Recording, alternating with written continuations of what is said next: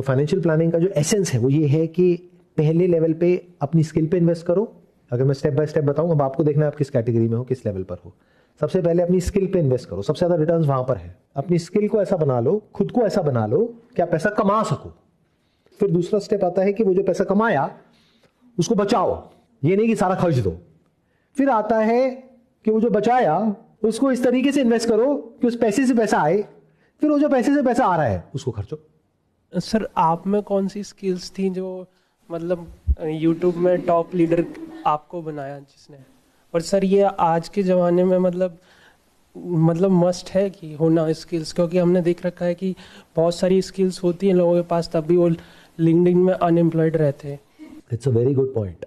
मेरे पास में कौन सी स्किल्स थी, ऊपर ऊपर से देखने में लगेगा मेरे पास में फोटोग्राफी नाम की एक स्किल थी, विच इज नॉट ट्रू। क्योंकि वो स्किल उस वक्त इंडिया में हजारों लोगों के पास और भी थी।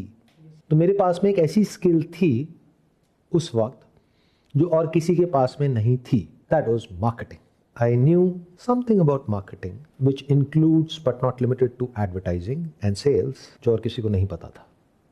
ये सबसे बड़ा सीक्रेट था मेरी सक्सेस का, ये सबसे बड़ी स्किल थी मेरी उस समय पर। और ये स्किल जितनी उस टाइम पे रेलेवेंट थी उतनी ही आज भी रेलेवेंट है।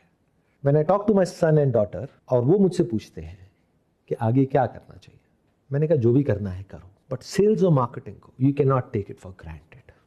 There are lot of people in this world who know how to build a product और अ सर्विस, यानी कि उनके पास में स्किल है but they don't know how to market it. तो if you know how to market it तो आपको product बनाने की भी जरूरत नहीं, क्योंकि प्रोडक्ट बना करके लाखों लोग बैठे हैं।